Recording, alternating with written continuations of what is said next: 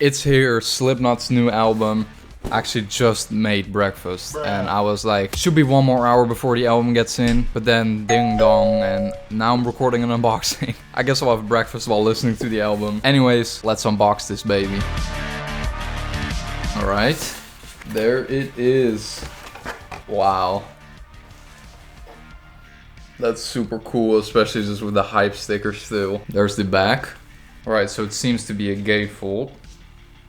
Oh my god, that is so sick. Excuse the microphone for a second. That is insanely cool. I did not know it had this. And for all the other stuff, I'll throw in some pro shots later when I do my review. For now, here's the album, and I'll give it a spin and give you a review in a minute.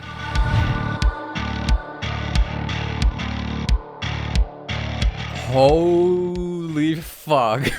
Guys, I did not expect at all this album to be this fucking good, honestly. I am so positively surprised by this album. I just kept hearing so many negative things before the album came out. Even James didn't seem too confident about the album.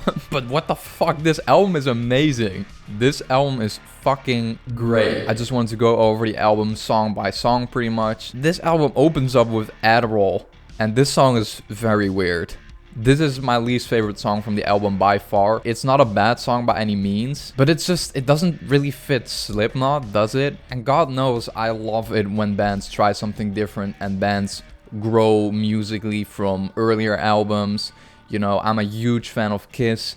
I love their first self-titled album. I'm a huge fan of Lick It Up, and even Monster I freaking love. If you're a Kiss fan or you've listened to those albums, you know each of those albums are very much different. A more recent example would be Ghost. I love Infestissimum, but I also love Impera. Very different albums, but love those albums regardless. However, with this, I don't know why it doesn't really work for me personally with Slipknot when they try something new. I feel like I just want Io over and over again, you know? But this song just didn't really do it for me personally. I feel like it really sounded almost like a Pink Floyd song. You know, I was almost singing Wish You Were Here at some point. And also just imagine them playing this live with the masks on. I can't visualize that. How would Clown even hit kegs during this song, you know? There's no way you can do that. Weak opener, but I mean, then we get to the Dying song, and this song is great. I already did a reaction to this song, so I'm not gonna go over my thoughts for this one. But the Chapeltown Rag I also love.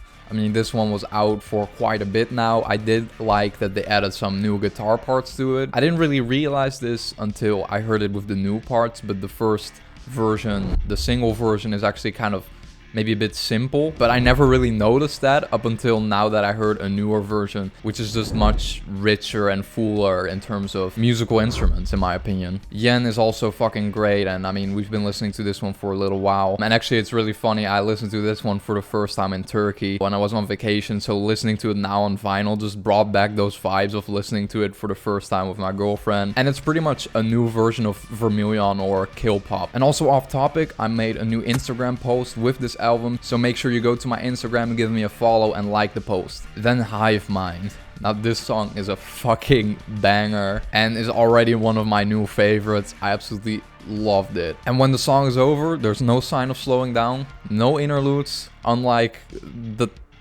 bunch of interludes we got in The Great Chapter and We Are Not Your Kind. No interludes here, alright? We just kick right the fuck into Warranty. And this is such a great fucking anthem. Super memorable song.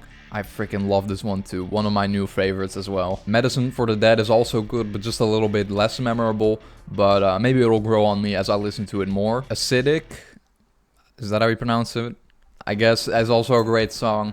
And I felt like this song had a really nice balance between heavier stuff and slower stuff. This is what I like to see. If Slipknot wants to do some slower stuff, then at least put in some heavier stuff, because I feel like most fans come to Slipknot for the heavier stuff, you know? I mean, I don't need another Iowa, because I know we'll never get it, but this is the best album we could have gotten, I think, with modern Slipknot. Now, Heirloom sounded like Stone Sour more than anything, in my opinion. It honestly sounded like it could have come off of Come Whatever May. I didn't mind it, but also it didn't really fit in a Slipknot album maybe. H377 or H377 is such a fucking banger too, and might be my favorite song off of the album. When this song was playing, I honestly caught myself like smiling and headbanging, and absolutely fucking vibing. And then the Sade and Finale are great songs to finish off the album.